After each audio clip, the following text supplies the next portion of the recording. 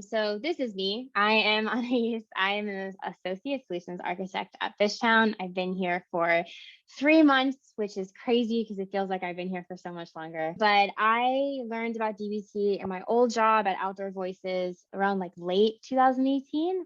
And I used to joke with my boss that DBT was like my personal university program because it's where I learned about common table expressions. It's where I felt more confident to take on Python because of that ginger templating, and learned about SQL linting, where I discovered all of the inconsistencies that I had in my code. And I felt like it really allowed me to just explore and feel comfortable, like leaning into my curiosity and learning as much as I possibly could and becoming a better coder for that. Kyle, would you like to introduce yourself?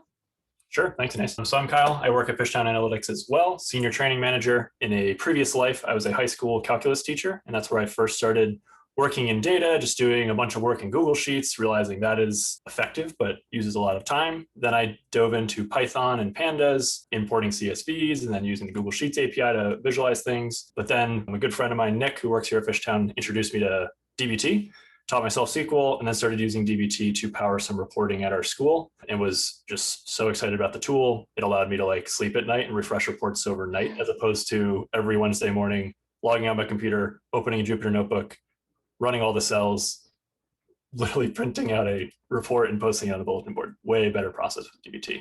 So excited to share with you just a little intro to DBT. We won't cover everything, but we'll cover some of the core features in a little bit. Great. Yeah, so just quickly going over the agenda for today, we're going to talk about how we got here, what is DBT, some of those core concepts, and then open the floor to questions and some conversation. Poll time. We are going to ask a few questions to y'all. Oh, cool. The poll just popped up. So please take the time to fill those out. We're asking questions along the lines of what transformation tool are you currently using, if any? What warehouse do you have? And what is your level of SQL expertise? Very cool. All right, so we got some custom Python and Airflow. Wow, 62%. Dang, very cool. BigQuery is the top warehouse and intermediate SQL expertise. Awesome. Cool. So how do we get here? Around 2010, big data, which you put in quotes, has become very popular. A lot of conversations around, we have so much really rich data. How do we get insights out of it? How do we tackle this? And it became the responsibility of the analytics teams to better understand infrastructure, compute, and storage for these larger data sets. And it required them to ask questions like, how do we build and scale our ETL infrastructure? Can we control our storage costs? How can we design a data warehouse that's performant? And even though we had Kimball data warehouse architecture that helps solve two of the last points here, these are still some really challenging questions to try and find solutions for. And we don't have a lot of time to find those solutions. And it required analysts to lean a little bit more on infrastructure and DBA teams to help out. Fast forward to today, and we've shifted towards ELT, or extract, load, transform. We've seen some really amazing improvements in the warehouse tech that have helped address many of these issues. We have ingestion tools like Stitch and Fivetran that have automated nearly all of the data ingestion process, making moving the data in the warehouse a lot easier. We've seen some really strong changes in the warehouse tech that's removed some of that infrastructure overhead. It's a lot cheaper now to store your data. And with new cloud-based tools like Redshift, BigQuery, and Snowflake, they're now credit-based payments that can manage your query engine, which eliminates a lot of that complex compute infrastructure. So we've talked a lot about extract, we've talked about load and all the changes that have happened there, but we haven't talked about transformations. And that's because data modeling still looks the same as it did in 2010. You're stuck with these two solutions, which it sounds like a lot of you are in solution one, where we have this custom code and Airflow, for example. It can be pretty expensive. It can be pretty inaccessible and arguably intimidating. Everything's in Python. And if you don't understand Python, you're just a consumer on the consumer end, that's really tough to read. It requires a ton of infrastructure or in-house infrastructure, and you are now the maintainers of that code. And it's up to you to build out that trust. On the flip side, you have GUI modeling like tools like Informatica, where it's still expensive. There can be a pretty steep learning curve. And now instead of it being code-based, it's all GUI-based, which eliminates a lot of that version control, testing, and environment handling. So both of these solutions make it pretty hard to democratize our data. Data sets can get slow to build. They can be inaccessible or opaque. I think a lot of you might have heard of your consumers struggling with the data team being this like black box and really struggling to understand how the data came to fruition. I think we're in this era of transparency right now where it's not that we don't trust how the data got there, but we want to be able to see how it did that and be able to gut check that everything is functioning the way that we anticipate it to. And that lack of trust that consumers can feel can make BI adoption really hard. Unless your team can spend a lot of money in building out a BI team and infrastructure, that dream of democratized data feels pretty inaccessible. So I've talked a lot right now. We've talked a lot about the first solution and the second solution, but there may be a few of you that are still trying to figure out what solution they should be going with in building out that stack currently. So we thought it'd be a really good idea to give you some additional context of how this comes to life with our favorite example, which is Jaffle Shop. So I am an analyst at Jaffle Shop, and I am dealing with some people from the marketing team that are trying to get more context on our customers and their order behavior. So I've written up some quick SQL in my Snowflake, and this we'll quickly talk about the code here. So this is just to help us get more context on our customer, their first order date, most recent order date, and number of orders. So here we've written out some common table expressions or CTEs to help take care of some of that transformation, to make it a little bit cleaner, a little bit more legible. So for example, in our customer CTE, we notice that we have this ID, but in our orders table, we also have an ID. We don't want to have ID 1 and ID 2. We want to make it really clear which ID is associated with each table. So we're going to change this ID to customer ID. And similarly with our order CTE, change our ID to order ID. We don't really have a user ID. We're all dealing with customer IDs. So let's change the name there as well. And we jump over to the customer order CTE. We're doing some light aggregation so we can get more context on that customer ID of when was their first order date, when was their most recent order date, and their number of orders. And then finally, with our final CTE, we combine everything together so we have some pretty rich context on who these customers are. Now, all this nice transformation helps it make it a lot cleaner to assess this data. But say I have a bunch of questions now from the marketing team because I helped them answer this. I don't want to have to keep on copying over this code from a TextMate. I want to be able to turn this into a table. So I'm going to create table. It's funny how writing when you're on Zoom all of a sudden becomes really scary. But when we try to create the table, we notice that our schema doesn't exist. So let me create that schema now. So I'm going to create schema dbt Vaillant. And if I run this, maybe create some spacing so that's a little easier to read. Now I'll be able to create my table. Awesome. So those were both successful. You'll notice that I had to go through that specific order in order for my table to even get generated. And now I can do a select star from analytics, my schema, if I can spell my own name, and then our fax customers. So now I have this table that I can continue to reference from and build off of. But as we continue to help working with the marketing team, they're going to start asking some more and more complex questions and say, maybe I have to change the type of information that I'm pulling into this table. Maybe number of orders now makes them really curious about the type of revenue that we're generating and that lifetime value. That would mean that I would have to edit this specific table. Even if I come here and I click on this table again, Snowflake lets me know that this table already exists.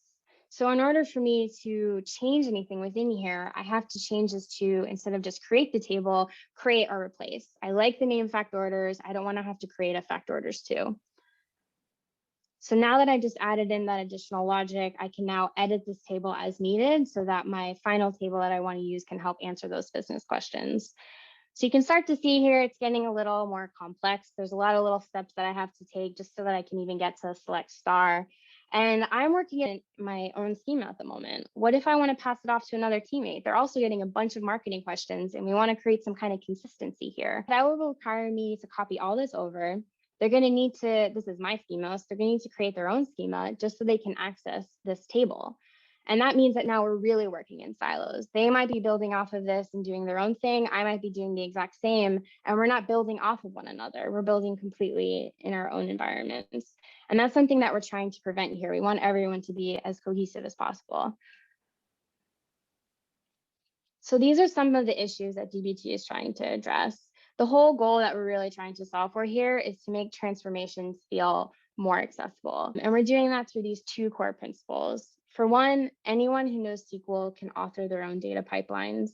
And by introducing some software engineering best practices like version controlling, testing, documentation, and reusability, it allows us to make the right kind of mistakes. And what I mean by that is, what if I'm working on a ticket that's about testing out my business assumptions? I'm making a lot of assumptions here, and I'm writing out this test to see if I'm right. Turns out I'm not. I made a lot of wrong assumptions on that case, and I discovered this whole new edge case. And that introduces a new dialogue that I can have internally on, is this the correct edge case, or maybe is this data coming in a way that we didn't anticipate it to? That's a healthy conversation. That's how we build more robust code and how we better understand our business, versus the wrong kind of mistakes where I'm working on my branch, or I'm working my development space, and I'm making a bunch of different changes to the code. I push it to production before I'm able to test it. And it turns out that some of the changes that I've implemented have broken a BI dashboard that someone else is using. And now I'm getting a Slack notification that they're mad. And that's how we start crumbling away the trust that anybody that's on a data team knows. They work so hard to build that trust between us and our end users. And that's definitely something that we're trying to preserve and to prevent from crumbling away. And so all of this thought process is what we like to call the analytics engineer. And we shared a link, and I can share it over as well into the Slack, of how the analytics engineer came to be. Okay, so what is DBT? DBT is an open source transform tool that allows anyone comfortable with SQL to author their own data pipelines. We've talked a lot about the stack, so we wanted to show you what DBT looks like within that. We have our data loaders like our Stitch and our Fivetran that's bringing in from our source into the warehouse. And on the other end, we have our transform data, which is piping over to our BI tools or our data science tools.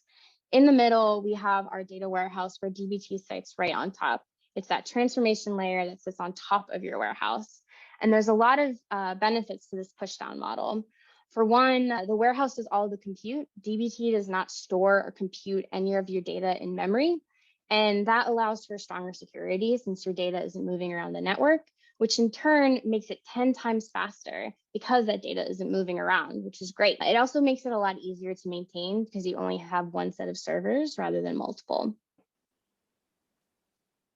So DBT has two different types of products. We have our core as well as cloud. And core is the absolute heart of DBT. It is our open source data transformation tool. It includes core SQL compilation logic, your Jinja templating, and your database adapters, as well as this really neat CLI interface for you to engage with. Cloud, which builds off of core, is a fully managed DBT experience. So rather than using the CLI, we have an IDE that has a few more guardrails up, like version controlling. That way makes it a little bit easier for you to work and test your code. We also have a job orchestrator, as well as logging and alerting, an integrated documentation rather than it needing to be self-hosted. And we introduce options like SSO and role-based access control. All right, I'm going to take a breath, and I'm going to pass it over to Kyle and stop sharing.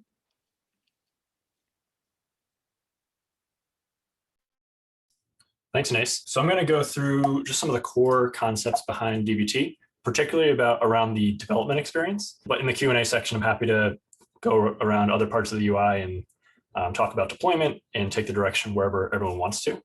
So we'll cover these 4 core concepts, and we'll start with the first one.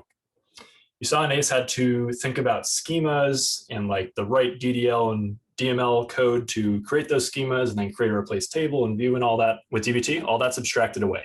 There's just a focus on writing select statements that focus on the business logic. And that's what we really want to focus on as analysts or analytics engineers. You don't need to write a create table as statement. You don't need to write a create view as statement in those things.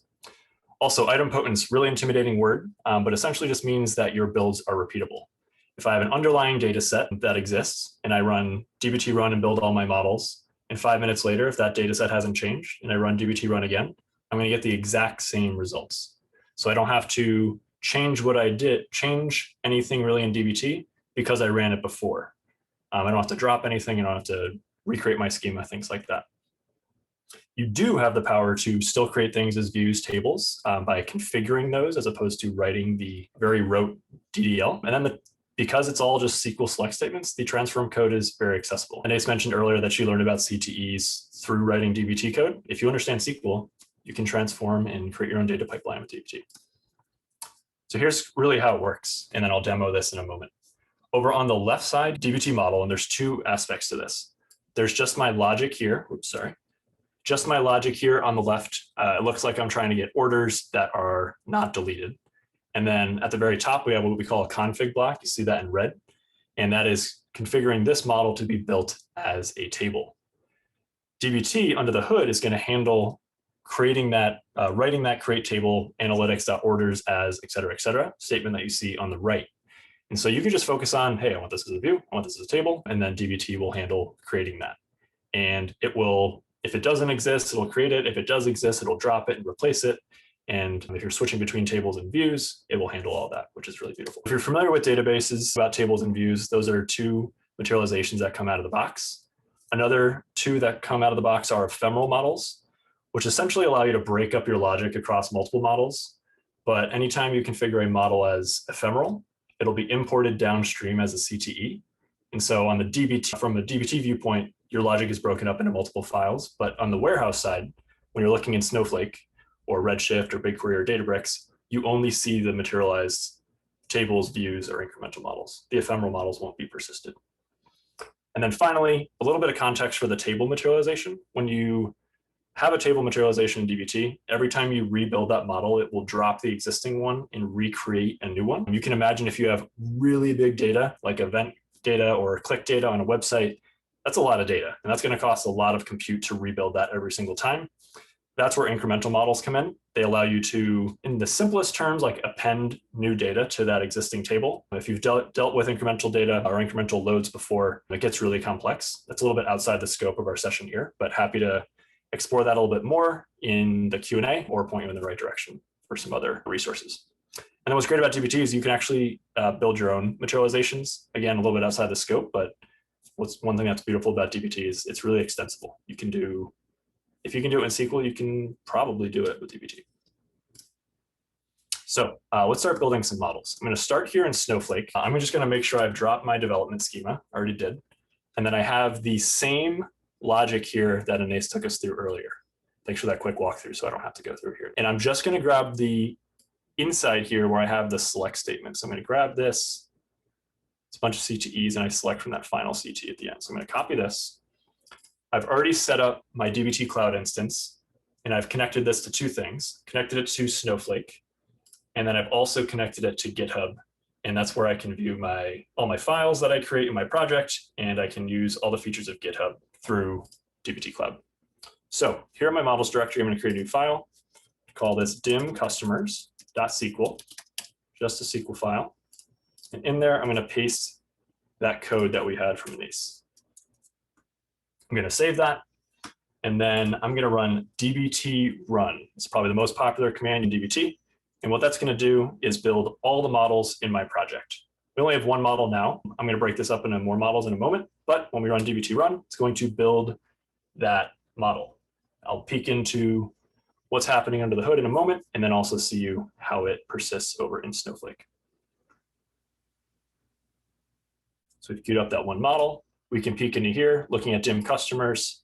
We can look at the logs, and we see DBT has, in a way, prepended all that or wrapped that in the correct DDL to persist that in your warehouse. We peek over here to Snowflake. If I refresh, I have dbt Coapman. I have it here built as a view.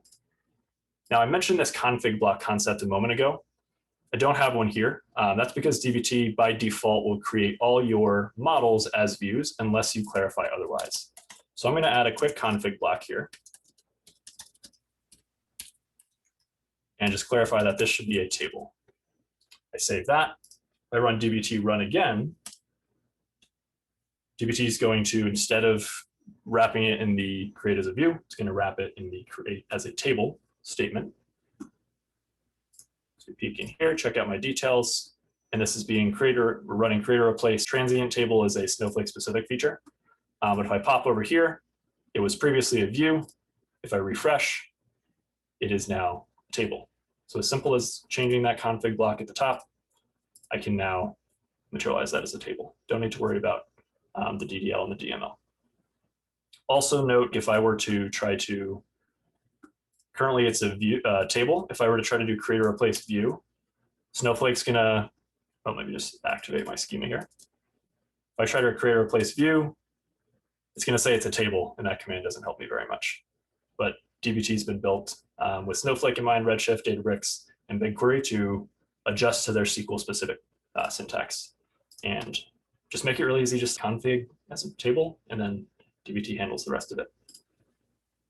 So that's our first core concept. But what if you have multiple models that build off of each other? That's where this, I like to call it super magic ref function, comes into play, and it allows you to build dependencies and a few other important things. You saw when Anais was writing her code earlier that she was, I think, building into her schema. So she was working in dbt a Vaillant, and I'm working in dbt k Coapman. And so if we were to share that raw code to each other, everywhere I see Anais using her schema, I would have to swap in my schema. And that can get really tedious, and it's probably not a great use of time. The other aspect of the ref function is that it allows you to build dependencies between two models, so dbt will understand what order to build the models in. You can imagine if I have 100, 200, 300 models, if I had to orchestrate the order of which the SQL ran so that things built in the right order, that can become pretty tedious. And so this is where the ref function really gets a lot of its punch from. Here's a quick diagram example, then I'll hop into a demo in a second. On the left, you see our orders.sql model. We have some logic here. And instead of saying from and then insert my raw table reference here, I'm using the ref function here to reference raw orders. When we compile the code, dbt is going to look at my configuration of my environment, and then it's going to replace this code you see here on the left with analytics, which is the database I've configured, dbt k Coapman, which is the development schema I've configured, and then the name of the table. And then if I were to send the code on the left over to Anais in her environment, it would compile to her development schema. So Anais and I can interface with this ref function, and then dbt handles under the hood so that we don't step on each other's toes. So let's jump into a quick demo here. A lot of live coding here, so wish me luck on the typing. Here we go. So we're going to create two models. Stage orders and stage customers. Anais took us through the logic here of cleaning up the data, doing some column renames. This is really simple data. I'm sure you have data that's probably maybe a little bit messier, doesn't look exactly how you want it. So a best practice we have is to separate that cleaning of your data into staging models. So I'm going to grab this logic here and then leave a little breadcrumb here to come back to. I'm going to take that customers cleaning up logic there, bring that over here to my stage customers, and we're really big fans of CTEs here. So with staged as, I'm just going to drop that logic here, and then we're selecting from staged. And then I'm going to do the same thing for my staging orders logic here. Grab this, let's leave a breadcrumb for myself. Drop this here. Oh, let's write our CTE first with staged as, and then select star from staged. Save that, save this, and let's come back to my breadcrumbs. So here in this customer CTE, I want to build this off of the cleaning I did over here in my staging model. So I want to bring all that in. So I'm going to do a select star from, and then I might be tempted to do this. Analytics.dbt k Coapman. And then what model was that? That was stage customers. However, instead of that, we're going to do select star from, get my curly braces right here, ref, and then reference that particular model name. So just reference the name of the model. You don't have to have the SQL there, the .SQL extension there. And then very similarly, select star from, let's get my ref function here. Whoops. Ref stage orders. And there we go. So I'm getting the customers model here. I'm getting the stage orders model here. And then I'm continuing with that same aggregation and join that Anais outlined earlier. So let's see when I compile SQL, if I click compile SQL here, we will see this ref function was replaced with my database here, my development schema, and then the table. Really helpful. Then if I run dbt run, we saw that only built one model earlier. Now we're going to see it build 3. And if we were to build these alphabetically, we would build dim customers first, but we want to use stage customer, stage orders. So what dbt is able to infer is what order to build the models in appropriately. There we go. Dim customers took a little longer. It's a little more intense. And so what under the hood, what dbt is generating is this DAG and then building from left to, I'll show you how to generate this in a moment. But you can imagine if you have a lot of data and a lot of models, this gets really complex. In the Q&A section, I'll pull up our internal analytics DAG or just a screenshot of it. Things get really gnarly, really intense. And you can imagine manually telling what to go first can be tough, but beauty of dbt is it handles that for you. So you can focus on the logic. Okay, so those were the first 2 core concepts. The third core concept is easily build tests to ensure model accuracy. I'm gonna ask a quick question in the chat. How do you currently test your data? I'd love for folks to respond over there in the Slack channel. How do you make sure you can trust your data, if at all? Jokes are welcome. Just want to see how folks are testing right now. Thanks for the quick response there. I see SQL scripts. Thanks, Calvin. Sometimes I'll just look at the data. Yeah, it looks good. We can ship this. Let's put this in prod. Or look at the dashboard after you built it. I hope it works. Cool. All right. If you're not testing your data, that's cool. Another thing I've seen is let's export a CSV, put that into Excel, create a new column to check values. And that mindset is excellent. And that's really good, really promising for anyone to do. However, it can be really hard to scale that and then run that on a schedule, run that in production. dbt has been built with that in mind. Your tests are just assumptions we make about our data. They're written in YAML files. If you've written YAML before, you'll see some familiar syntax in a moment. These assumptions get compiled to SQL, and then they tell us either that the test passed or that the test failed. Out of the box, dbt comes with 4 tests. 1, to make sure every value in a column is unique. A second is to make sure every value in a column is not null. A third, make sure every value in a column meets or matches up with a set of accepted values. And then this 4th one on the screen, ensuring referential integrity between 2 models. So maybe a foreign key actually maps to a primary key in a different table. These are the 4 that come out of the box, but you can write your own. There are tons of packages out in the wild on GitHub that you can import into your project and leverage those. Happy to go there in the Q&A if you're curious. But if you can test in SQL, you can scale that up across your project with dbt. So here's what the YAML files look like. I like to think of these YAML files, these YAML configuration files, instead of going into a UI and toggling a bunch of switches, oh, I want this column to have this column to have this, you're just writing it in code. And so it might be a little intimidating at first, but you get used to it. And it becomes really quick and fast over time. So essentially what we're doing here is saying, hey, we have models and we want to clarify the name of those models. So I have this people model. We have columns. I'm naming my first column as maybe ID, and then I'm just configuring my not null and unique test on that model. So if I pop over here into cloud, we are going to configure some tests. So schema.yaml.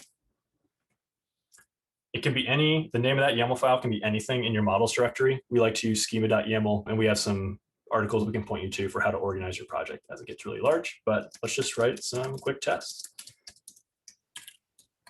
So I'm clarifying my models, and then let's put a test on our stage customers model, and then clarify our columns. And so that first column, if I pop over here to stage customers, go back to my vertical layout. First column was customer ID.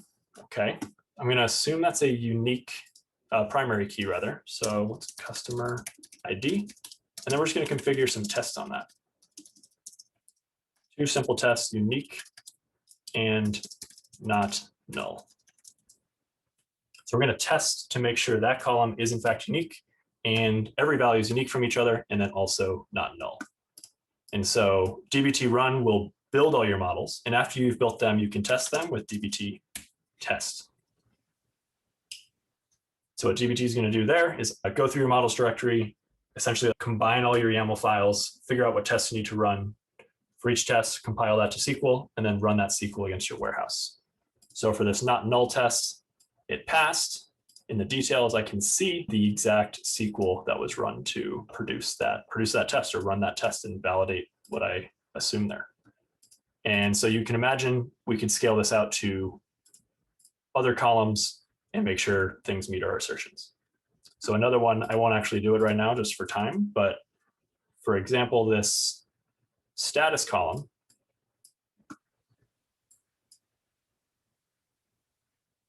over here on the right, we may want to make sure that only has select values like returned, completed, placed, shipped. And if a new status is introduced, we're flagged about it and we know that something else has been introduced, so we can do something about that. Because that could have like serious impacts on our data pipeline downstream if we don't catch those status changes.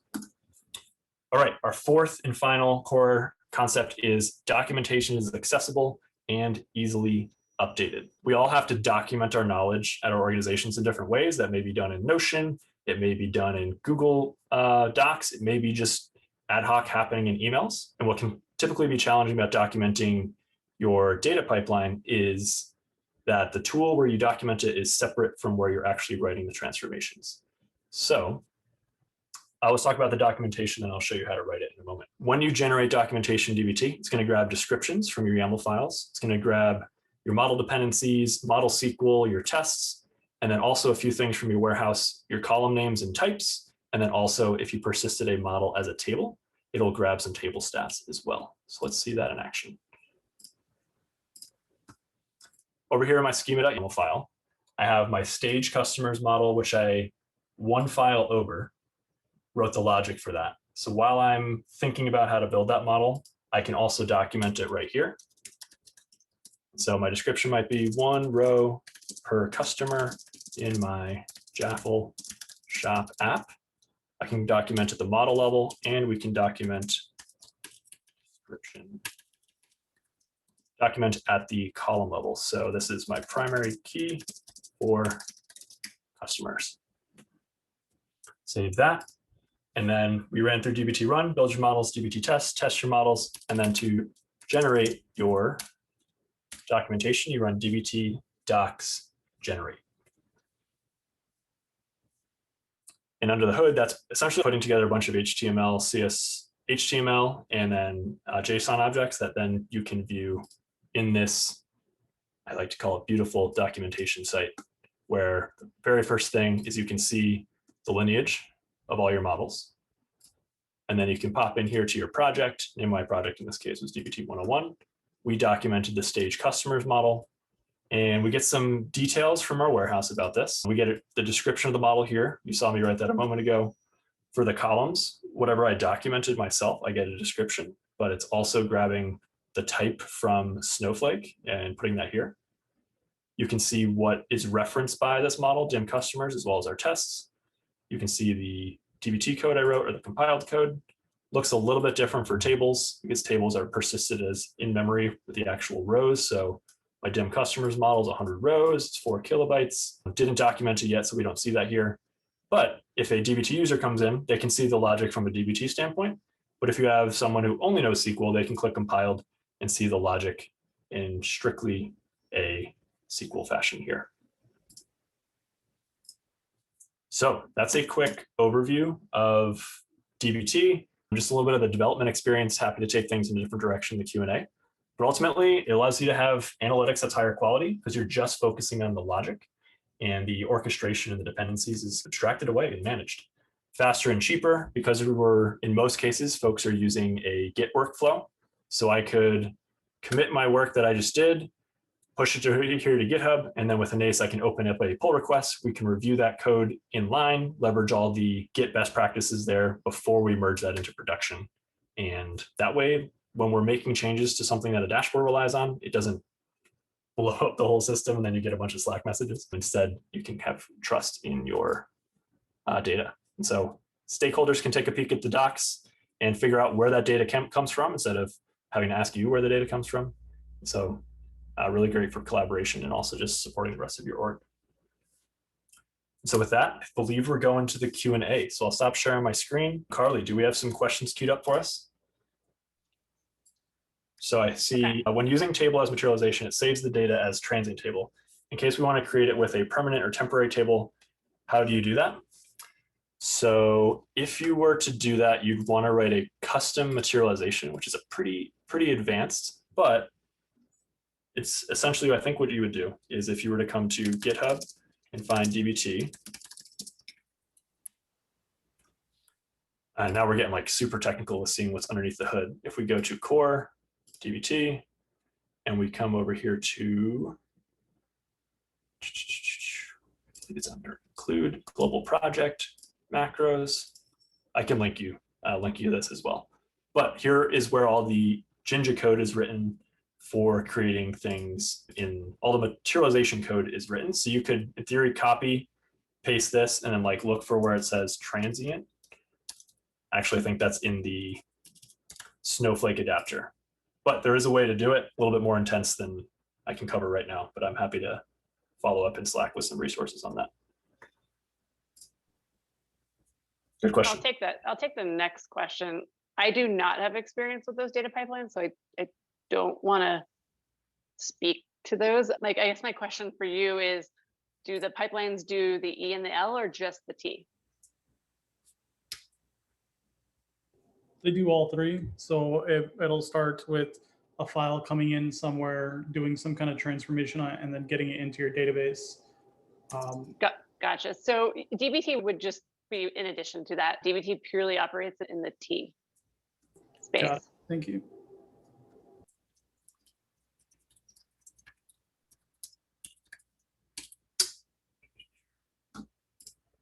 And happy to, if you have a question, just feel free to unmute. We don't have like thousands of people on the call. We'll go to that next question that just came up. What is the best way to handle the schema evolution? Using alter statements and prehooks in macros? When you say schema evolution, can you say more to that?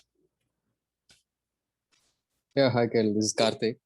So for example, today we have a source data which has 10 columns. Tomorrow in source, if they are adding new columns in my corresponding dbt created tables in Snowflake, if I need to alter the table, is it a better way to do it in prehooks and macros, or is it any other suggested ways there? I've got an initial answer. Carly and Anais, feel free to jump in. Part of the depends on the data. If you don't need to keep the previous version of the table, then just configure it as a table and rebuild it from scratch. Just change the logic. But it sounds like you may have a more advanced use case. So I'll pass it over to Carly or Anais. Yeah, it's an incremental data model, actually. So how the incremental materialization is currently written, it assumes the columns stay the same each time you load. So you would probably need a more advanced materialization to handle that. Carly and Anais, I'm sure you've gotten questions about this, so I'll stop talking. Anais, do you want to take this one? You can take it. I need to think through that, to be honest. It's a little out of my wheelhouse. It's supposed to be a 101 class. But if you're doing it manually in SQL, there is access to pre and post hooks that you can configure. So there is a way to do it. It's steps a little bit away from item potency and like some of how dbt is built. But if you can do it in SQL, you can probably orchestrate it through dbt. Yeah, currently the way which I'm doing is we would be, before running the models, we would be having a separate Python connector which takes the schema from the information schema in Snowflake between the target table and source table, which is like the raw zone and the facts table. And we will be comparing that column names. If any new columns are there, we would be manually generating in Python. And for each column, we will create a new alter statement. And before running the actual model file, that script will run and then only it will call the model file. Very cool. You've got something working currently. I would actually encourage you to drop your question in the channel advice data modeling or search for it first. There's a lot of shared knowledge across the dbt community Slack. Someone may have some code on GitHub that they can point you to and say, oh, this does what you need. Matthias, thanks for jumping in on Karthik's question there.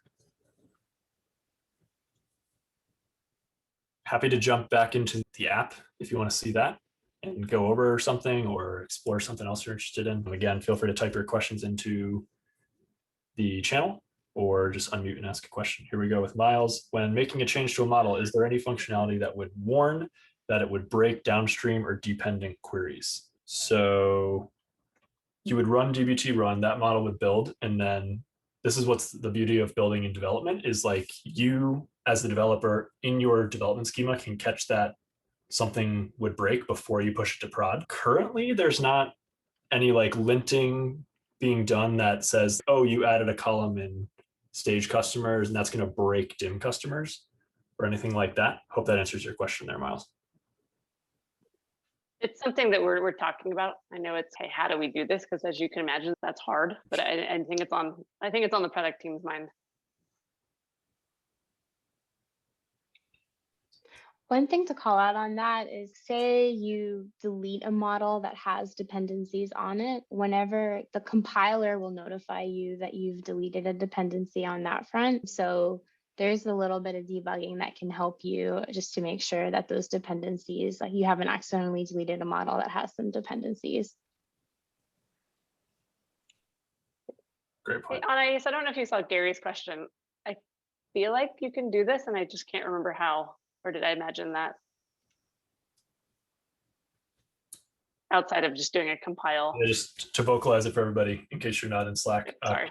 Can you do a dbt run preview that would show you the models it would run without actually running that? Gary, would you want that result in like a list or in logs or a DAG? I can go into a quick, let's pop in. Just, yeah, in the same logs, just a quick way to see if what I think it's supposed to run, it's going to run. Yeah, so if you run dbt run, it's going to build everything in your models directory. So that would exist there. Another place you could look is, I didn't cover this in my demo, but if I do dbt run -m dim customers, I could build everything upstream by putting a plus sign here. I could build everything downstream by putting a plus sign here. And so another way you could visualize that is here in the select statement, you could do, say, stage customers plus update graph, and that will just show stage customers and what's downstream. So if you were trying to build only a subset of your DAG, you could pop into the documentation and in this select part, pass what you want to select here. That's more visual representation. Carly, it sounds like there is a way. Is it maybe it's CLI only for right now? But I actually just asked internally because I feel like I've seen that you can do this, or maybe people have talked about wanting to be able to do it. I'm just getting those two confused. I actually just asked internally. So maybe I'll get an answer back in the next few minutes. Cool. Thanks. Yeah, it's mainly for being able to test like selectors when you create a selector. So you have a complex selector and you want to test, okay, is it doing what I expect it to do without actually running it? Mm-hmm. Yeah, docs would require you to generate the current state of your project, but that could, because you can get really complex with your selectors and such. Exclude, select, tags. That's one way I know you can interface with it. We'll see what the team comes back with. Matthias coming in with, is it possible to do data cleansing with dbt? Fixing postal codes? Absolutely. You can do it with SQL. You can do it even better with dbt. You would still have to write the SQL to do it, but tell me more about like fixing postal codes. Is it that there's like a hyphen, or you just want to drop the more specific zip code or part of the postal code? What kind of data cleaning are you trying to do?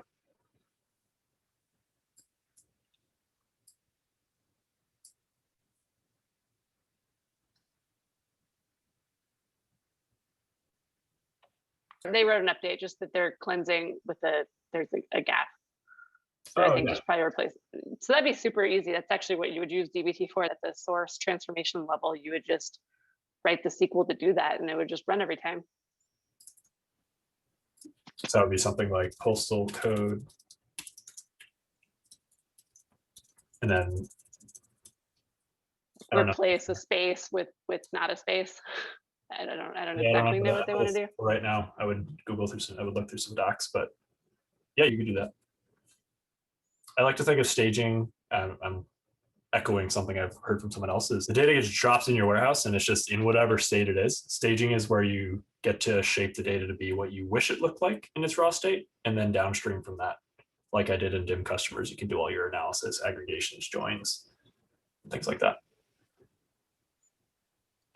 Hey, Kyle, this is Alex with MedKeeper. Quick question on the type of permissions the DBT would need to connect to we're currently using Redshift, because we do have some PHI and PII information, and being that you are a cloud offering. I don't know the specific Redshift permissions. Are you concerned that like the data would be stored in cloud? Just giving you access to our entire database, the data warehouse.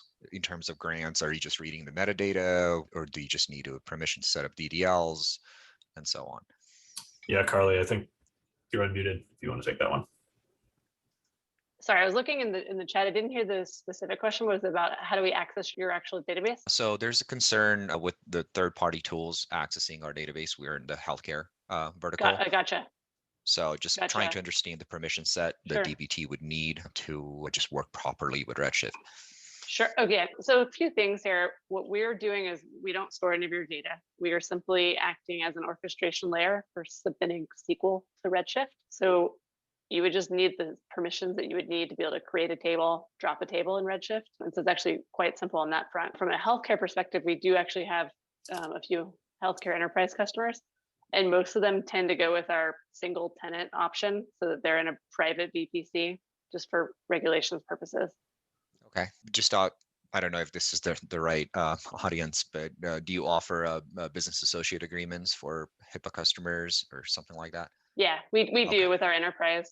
Yeah, feel free to reach out to me after this call, either through Slack or via email. I'm happy to chat with you about that. Sounds good. Thank you. Awesome, great questions. Miles is asking, how is DB specific optimization considered when building the DBT model and compiled queries? So DBT is warehouse agnostic for the supported adapters. And then my understanding is you as the analytics engineer also want to think about like how use the query planner in Snowflake to optimize the SQL that you write.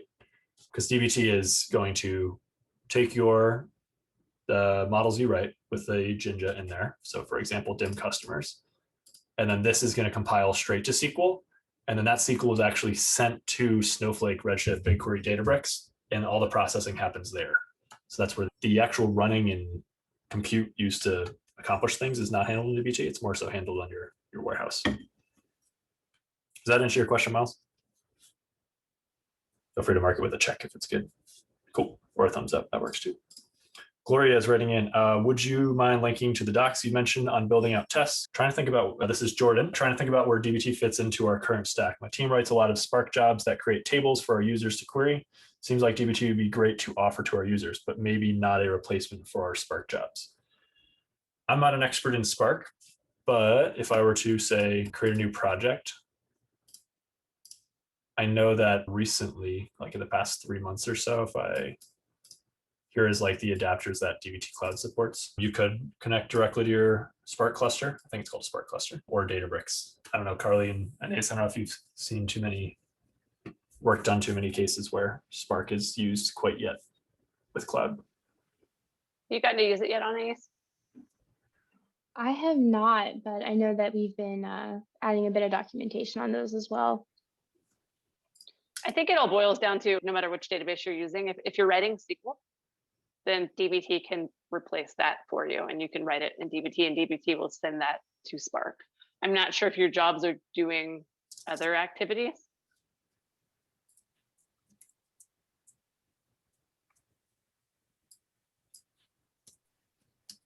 And then Jordan, I also there's a DB, Databricks, and Spark channel. Feel free to reach out there. A lot of Spark and Databricks folks talking about how to use DBT with Databricks really well. And then Karthik, quick response there. Appreciate that as well. All right, we got time for 2 more questions. What's top of mind? Happy to go back into the demo as well and keep that option open.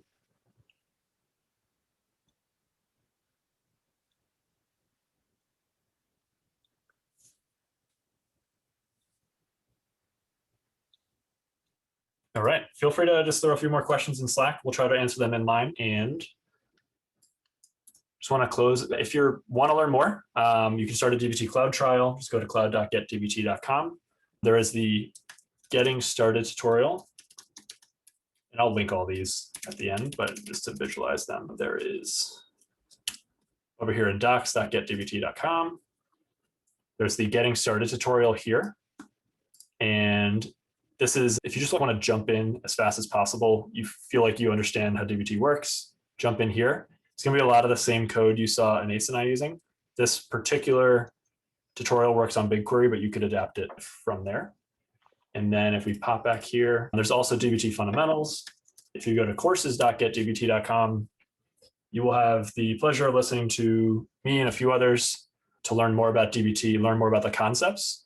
It's a little bit more of a course than a tutorial. The tutorial tends to be a lot more like just get started as fast as possible, whereas DBT fundamentals is more conceptual, but also covers the code. A little self-promo for myself there. Sorry, it's in the slide. And then finally, if you're already in the DBT community Slack, really awesome place to hang out. I learned a lot about DBT in the beginning, early days, and then I try to contribute back through the beginners channel, where it's recently been renamed Advice DBT for Beginners.